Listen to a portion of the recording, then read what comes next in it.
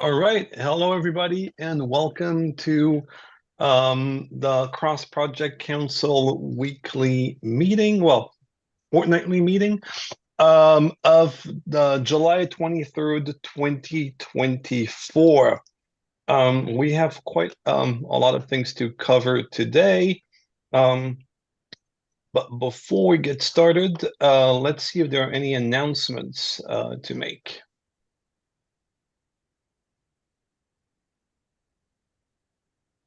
Hearing none.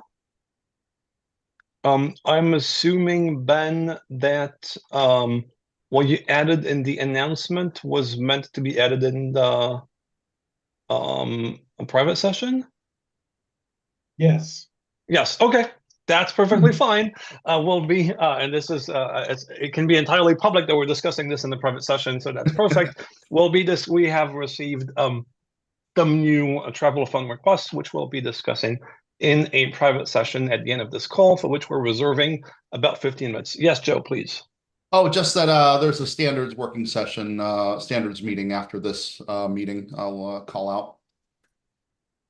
Indeed, yeah, thank you for reminding us about this. And I guess the Zoom link for that is in the calendar for people who are watching the stream now and want to join the standards call. It's open to everyone, as everyone is welcome to join it. And the calendar link, Um, sorry, the calendar link is calendar.openjsf.org, where all the meetings are. Thank you, Joe. Um, We don't have any board meeting updates because the board meeting is this Friday. And so we will have updates in our next CPC meeting in 2 weeks. Moving to staff updates. I know that we're waiting on a bunch of things from legal. I don't expect that we've heard back on any of them, and knowing how everyone has been busy in the middle of the summer and all the different holidays. Um, Staff updates. I had a great call with the trainer, Elise Willow, who was referred by Wes Todd. Fantastic. She has some great ideas on putting together a workshop, which will provide feedback for you all. But she's also on family leave until October 7th. So as soon as she's back, we'll circulate that workshop and then schedule it soon after, but we'll get feedback. Okay, so that's really exciting. And I know many people have been waiting for an update on this. And I see that you've updated the issue, Robin. So I think we're good on that front, and I'm assuming that the additional few weeks won't deter anyone at this point. So anyway, I think that's great. Perfect. Thank you for this update. That's wonderful. And I don't think we have anything that was on the waiting on website updates. I'm just going to skip this altogether. And so we can dive directly into the agenda itself. So some of them, the first few new issues, I actually opened them because I did some cleanup over the weekend. The first one is I'm actually going to skip the first one real briefly because I want to go directly, I think, to so essentially 1339, 1337, 1336, 1335 are all cleanups and they're all tied together. And I think a lot of you have had a chance to look at most of them. And I would like to quickly discuss and address the comment that Michael made. And I think it's about 1336. Yes. In 1336, Michael asked, so the idea of 1336 is to remove the proposal directory and the processes around making proposals that we frankly haven't really used in years at this point.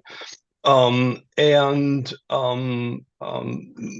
folks seem to be in favor of this, but Michael rightfully asked, like, what do we do about the existing proposals? Do we really just like remove them from versioning, and no longer display them? And I think that's a question that's worth addressing sort of like at a meta level, right?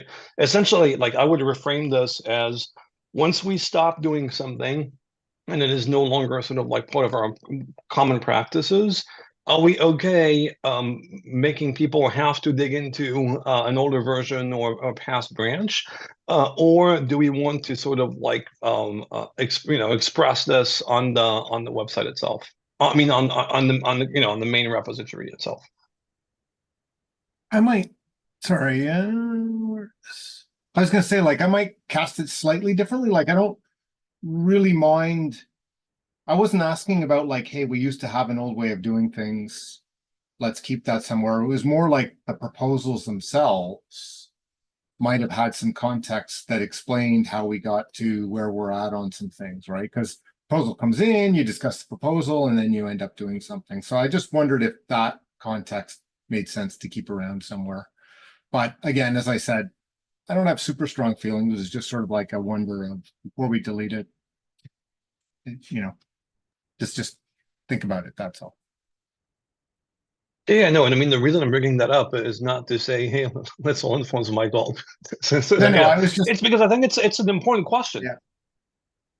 But I just wanted to make sure it was like my thought was only about the proposal part, not like, hey, here's the way we used to put the proposals together or any of that stuff, right? Like, Oh, it's about the proposals themselves? Okay, interesting. Yeah, right, thank you because for those might have some context, right? Like the old way we did things, that's not what I was thinking, right? Like necessarily, it was more like the proposal itself, if it had any context of how we got to a decision or, you know, that kind of thing.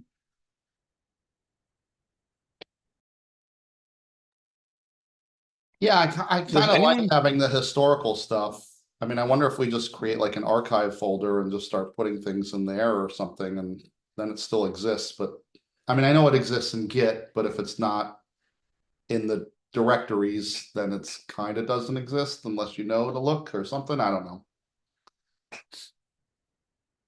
I guess that's really the question, the underlying question, right?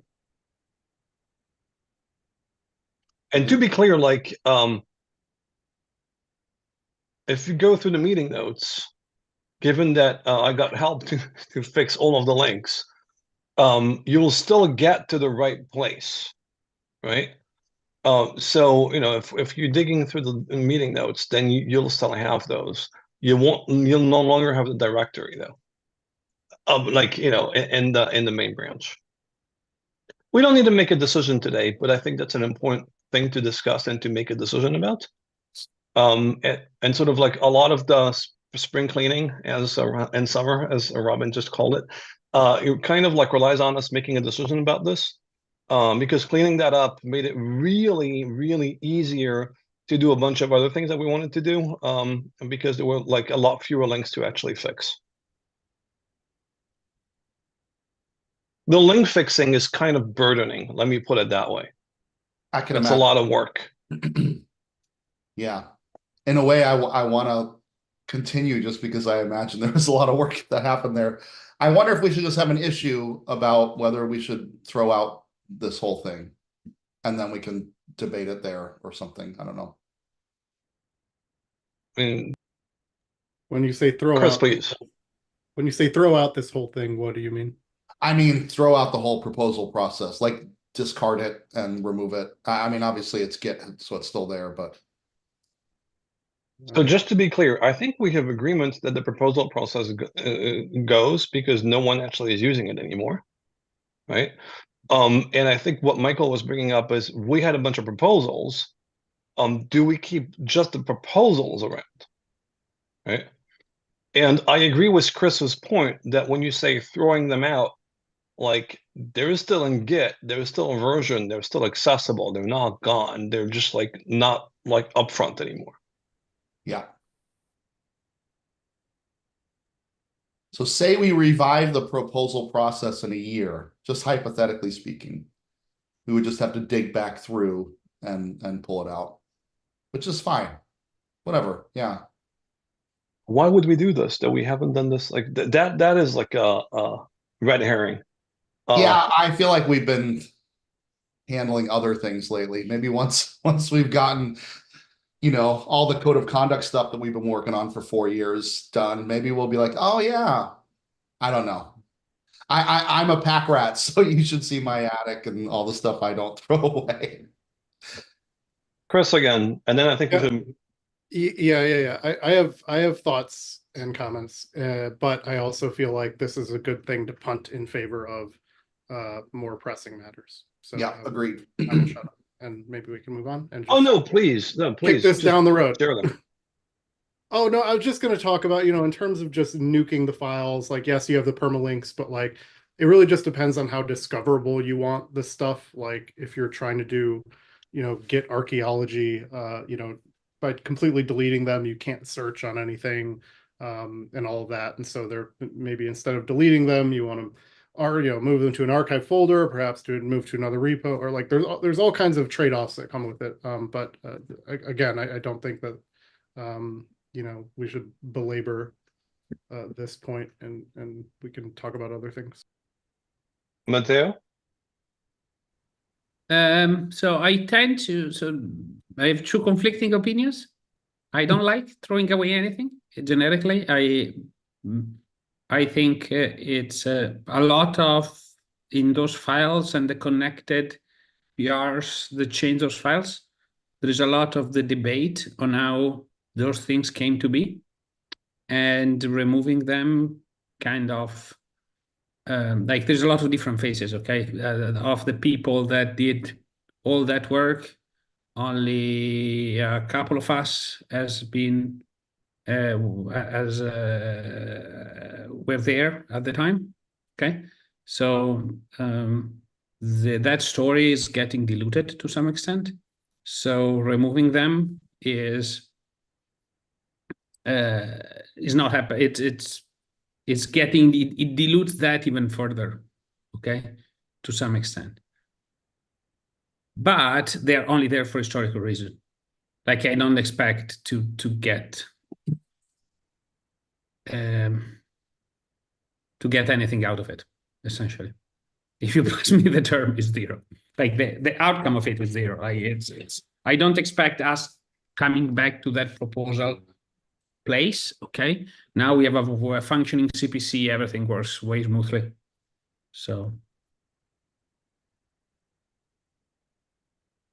All right. I think this is just something we should sleep over a couple of weeks and make a decision in a couple of weeks. Right? Yeah. And maybe there's like a third way of sorts. Like, maybe there was some like sort of like key learnings to make and like a one pager to do about key learnings that links to like some of the old files or something like this. I don't know. I'm just throwing this out there just in case someone's like, oh yeah, sure, I'm gonna write this up over the weekend. Someone has nothing to do. Yeah, I This is a applaud the joke. effort. I applaud the effort for sure. I mean, one sort of middle ground you could have is you could create like a link. I know you have the permalinks in there, but I don't know if there's like a page that says, hey, there's this history, and if you click on this link to get to the Git commit tree, you can see all the old files before they were deleted. So if you wanted to search on that, you have recourse for doing that, and it's less kind of but Git history. one of the problem is with search. Okay, if with the GitHub search, things get not prioritized anymore or something like that. I don't know. This is my. They disappear. So All right. All right, punt. Let's just sleep on this. Yeah. And now I have to find the link for the minutes that I lost in the process. They're in the chat now. All right, and so that ties into 1339, 1337, 1336, 1335 kinda too, though frankly, I don't think anyone wants to keep those files. So if those are just well, I think there are enough changes for this. Okay. Sorry. Moving to 1333. Archive directory private repository. This is Chris who points out that no one's using this anymore. I don't know who has a right to that repo. I don't. Could whoever has a right to that repo actually archive it? Because I think it would make sense to do that. I'm pretty sure I have the right to do that, so I'm happy to do that if there's consensus. I mean, it's been open for a while, and there's a bunch of folks who like have approved it, and like no one has made any comments or blocked it. And no one's been using that repository for a long time, and it contains actually, personal information. There's absolutely no need to keep it around. Actually, maybe we should, yeah. Arguably, it could even be deleted, but I mean, that's a different conversation. I would recommend it being made private. It is private. It is private. No, okay. So then it's fine. Archive it. All right, so let's archive it. Shall I do it, Ben, or you got it? Doing it right now. Boom. Oh, Wonderful. All right, cool. Moving to 1331. This is an issue that Chris opened. Chris, do you want to tell us about it quickly? Yeah, once I'm done commenting on the archive issue and closing that. Okay. What are we talking about? All right. So, yeah, so this, hopefully we can just really quickly close the loop on this, because I don't, it's not terribly consequential what the answer is to this, but basically I went to clean up some of the formatting in the README on members, and then I noticed that some regular members were also listed in the voting members. And it's fairly clear to me in the governance doc that you are not both simultaneously. And there's language in there that when a voting member is no longer a voting member, they become a regular member automatically unless they don't want to. So this issue just seeks to answer the two questions at the bottom, which the first one is, are voting members automatically also regular members? Like, do they dual card essentially? And if not, if regular members become voting members, do they switch from a regular member to a voting member, or do they retain their regular member role and take on the additional role of voting member? It's the latter. Latter is what my understanding as well. Yeah, and also when you step down from a voting member, you're usually made into a regular member by default. Right. So yeah. I was hoping this was Yeah. not the answer, because this makes it more complicated. This means that you have voting members that are not regular members, and then you have voting members that are regular members. No, that's not true. All voting members are regular members by default. So a voting member has all the same responsibilities of a regular member plus additional things. Yeah, superset. Yes. It's a superset. Right. Okay. But a moment ago you said that the latter was true, which would be that they're not also regular members. So that might have been just No, they are regular members. confusing. They are regular member. So being a voting member is a superset of a regular member in terms of things that they can do. Absolutely. And yeah, as part of the group is a subset of regular members. So depending on how you say it. right. So then if that's the case, then that language that voting members become regular members is inaccurate, because voting members should already be regular members.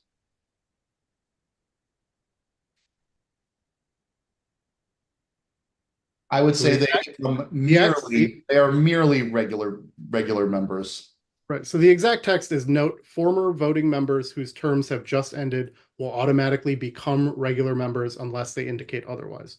But it sounds like what we're saying here is that that's not accurate, because voting members are already automatically regular members. And so we would just eliminate this note altogether, and in favor of a note that says something to the effect of voting members are also regular members. So I think that you're asking this question to address an organizational problem in the README, which is should people show up in two places or just in one place? And we haven't been the best in the world to keep that up to date, right?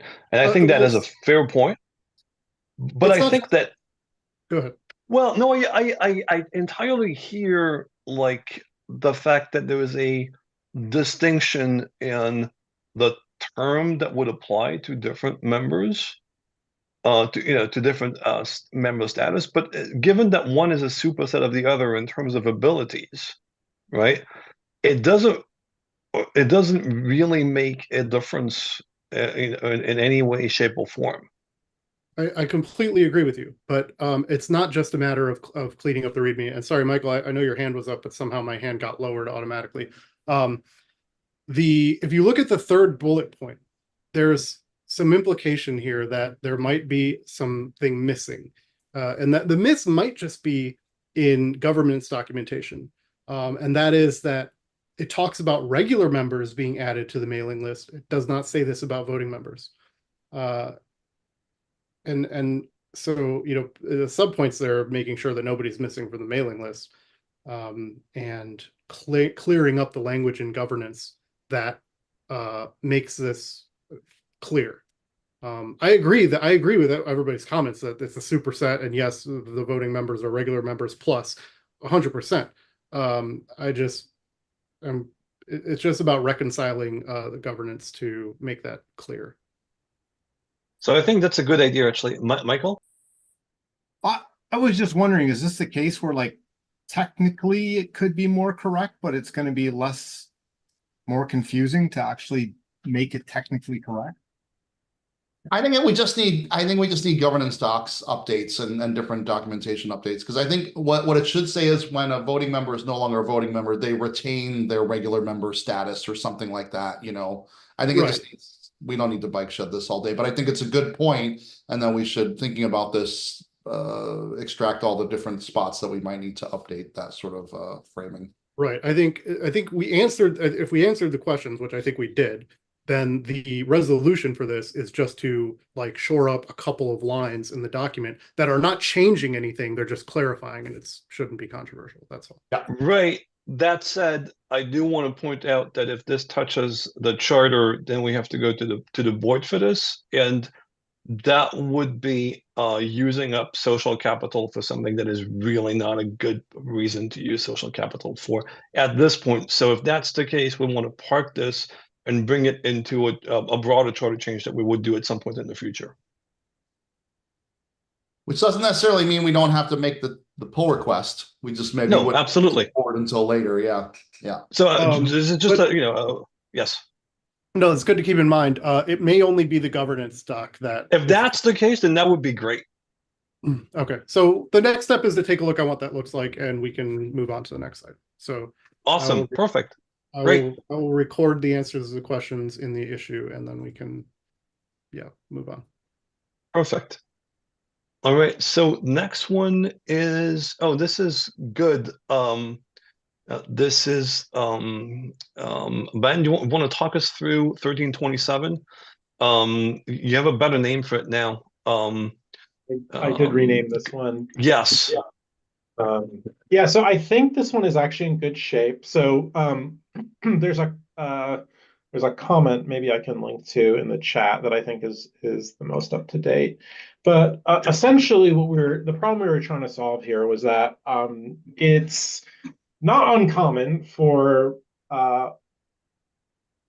projects to have GitHub ownership go poof. What I mean by that is where like maintainer goes away, or we can't reach a maintainer and we have to do something on a GitHub repo. This obviously is not a problem on some of our more robust projects with like fully functioning TSCs, but is a problem on smaller projects. And so we kind of put together a straw person where we recommended adding the Linux Foundation user, which is managed by our IT staff. Folks were not happy with that proposal. So we iterated and we came up with a couple options that we'd like to offer projects to ensure GitHub continuity. Just in brief, one option would be to add the executive director as an admin to your project. That would be Robin. The second option would be to add your organization to the OpenJS enterprise. So this is a new option made possible by some changes that GitHub has rolled out. What that enables us to do is the OpenJS admins, which is myself and Robin, would be able to become admins on your project if we desire to at some point in the future. The third option is for the project not to do anything. And so this is, I think, appropriate for some of our larger projects where there's multiple people working on it, there's well-established best practices, and this really isn't a risk that we see. So that's what I think we landed on. A lot of people commented that, yeah, these options look pretty good. So assuming folks here are okay with it, we'll go ahead and do a PR with these changes implemented. And Matteo, I see your hand raised. I have two things. First of all, I would first of all, I would note that we have a way to classify projects based on size and based on their functioning team, which is their classification. Okay, I would personally make the third block only an option for impact projects. Okay, like that are the one not at risk.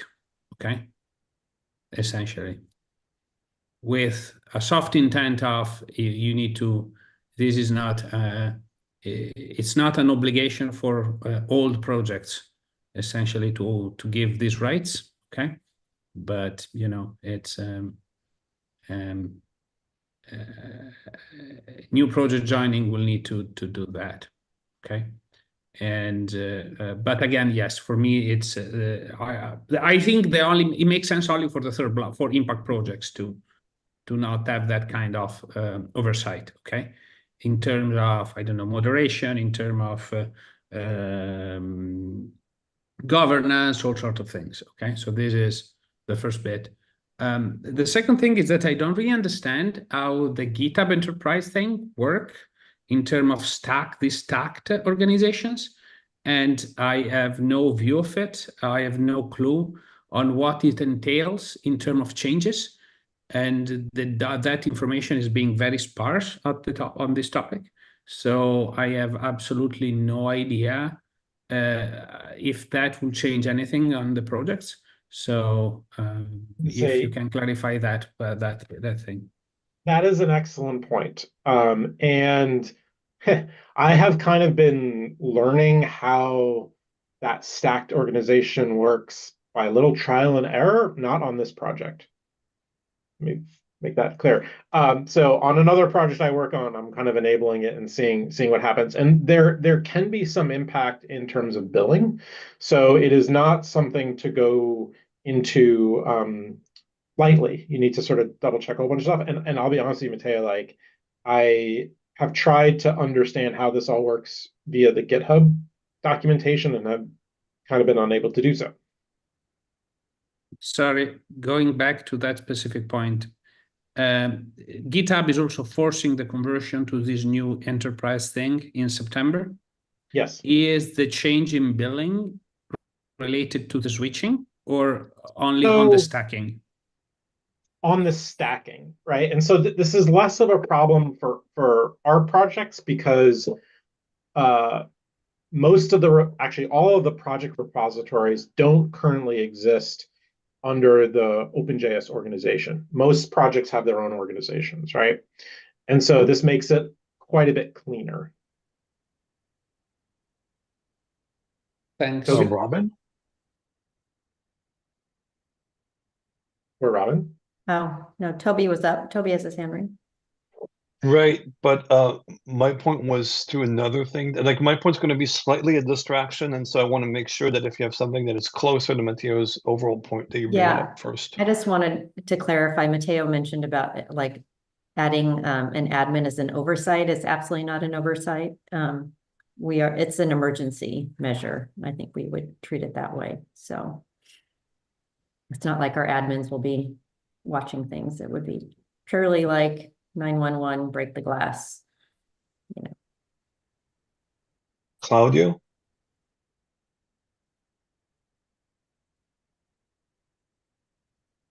Are you muted? Yeah, I just clicked the button. Yeah, I want to share just what I think I already shared a few times before. I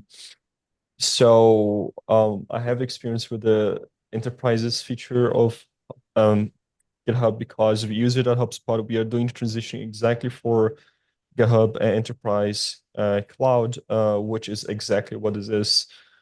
And it works very differently from orgs. Enterprises, they are a hidden, let's say, box that exists inside a GitHub, which can contain many organizations, right? So, for example, if Node.js or any other project that is right now on the GitHub Enterprise current plan, which is forced to migrate to enterprise, if they do not join another existing enterprise, for example, OpenJS Foundation, you will just have a new enterprise called Node.js. The org remains Node.js, even if they will switch to OpenJS as the enterprise, because that is a thing only visible for the enterprise members. So in terms of links, organization name, current admins, and billing, it should be pretty much similar. But it's GitHub documentation is very shitty in that regard. I agree. But yeah, again, I think that probably what we could ask if, you know, Abby or someone from GitHub, if they couldn't do a workshop, you know, where the CPC is there or the project representatives, and they could show how this actually works, you know, so that they could clear out any possible questions that we have and how it does, you know, and how it works. I think it would be very helpful that we see by ourselves, so this is what actually happens, and this is how people would actually see transition and the changes. Because right now it's just this, you know, black box that no one really knows how it works, and Ben is kind of trying to figure out how it works. Yeah. And to be clear, sorry, Chris, I know you have your hand up. I just want to ask real quickly, it's an OpenJS Foundation Enterprise account or a Linux Foundation Enterprise account? So it is a OpenJS account, not Linux Foundation. Oh, I was just curious. Yep. Ben, can you share more about what you were just bringing up in the chat, or? Yeah, there's a regularly scheduled meeting that GitHub has with LF, and I've been invited to the next one. And so this was going to be the main topic that I was going to address in that meeting, is to see if I could get some better documentation, simpler documentation on how this works, so that we could distribute that to the projects. Would it make sense if people who have looked at this, like Claudio or Matteo, and have specific questions, sort of like share those questions ahead of the call with you or something like this? So Yeah, definitely. Awesome, cool. How closely would you need this? Let me look up when this meeting is. I think it's monthly. All right, cool. Chris.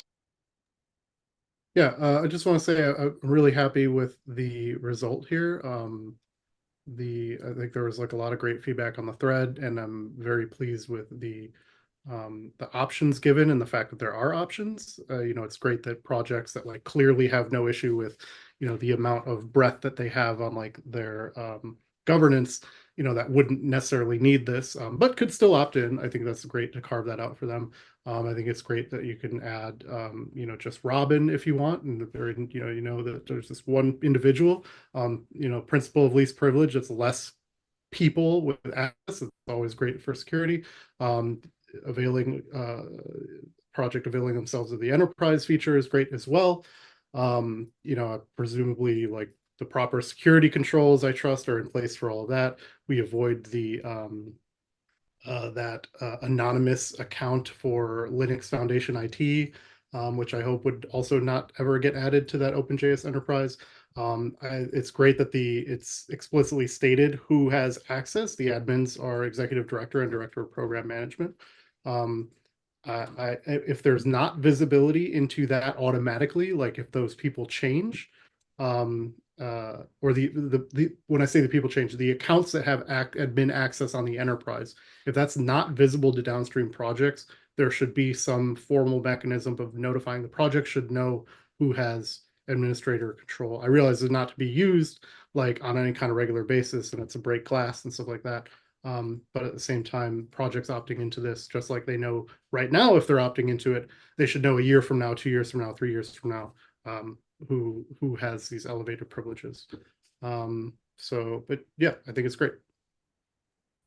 There's one thing Matteo mentioned that I want to come back to, which was, and correct me if I'm wrong, but I think you suggested that this not apply to existing projects, but only apply to new projects, right?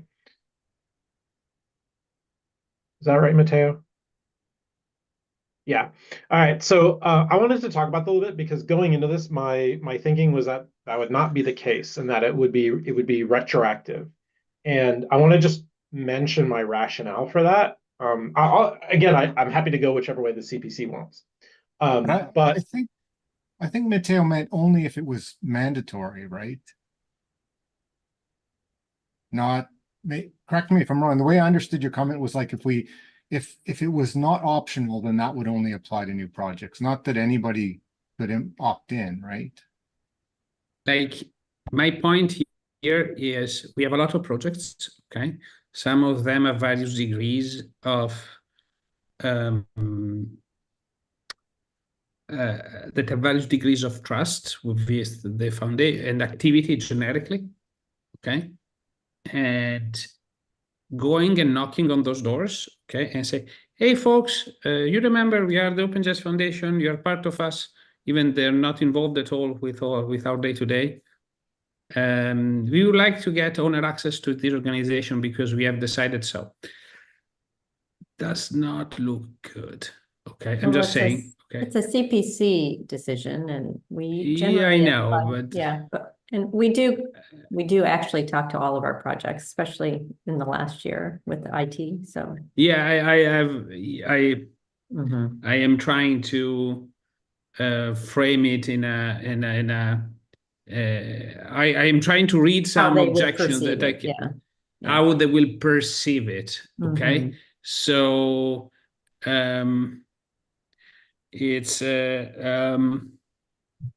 because in essence there is no way if they're not allowed this for us, like they need to do something themselves, okay, to allow this access. Okay, so I have a generic feeling that's not very much enforceable, okay, in practical terms, okay. So that's it. That's my only concern here. Okay, it's not so I would keep the yes, yeah, this is good. I agree with you, Michael. Okay, on that front. Okay, so it needs to be pitched in a way of this is not a mandatory requirement. It's more of we are there to backstop if you disappear. Okay, we want something like that. Okay, and it's to avoid the bus factor issue in this kind of situations. Okay, in it pitch like that makes a little bit, but it needs to be something that the project needs to welcome. I feel if we try to push it to them, we will get a reaction. Go ahead, Toby. Sorry. Yeah, no problem. I want to wrap us up because we have to go into the private session. So I'm sorry if you get a little pushy. Just very briefly, two things. First of all, I think the point that Chris made about like being really happy about the outcome of this process, I think this is something I want to really underline and commend, and also commend Benjamin for his work here, because no, seriously, I think it's super important. Like we're like increasingly able to make collective decisions and create like really solid processes and policies with this group that people are happy with, where there's really good community consultation in the process, and that yield really good and and more secure and outcomes. And I think that's great. And I think it's thank you, Chris, for underlining it. I think this is really important. And thanks, Ben, for facilitating this in this particular example. So I think this is really something that we want to underline. And now I lost the second thing I wanted to say. Second thing, Chris, your points about the policy things that you pointed where, like, for example, people should be named and that should be visible, etc. I think this is really important and it should be in the doc. Would you be willing to articulate the different things that you said in a comment in that issue? Wonderful, thank you. With this being said, we have to rush into the private session.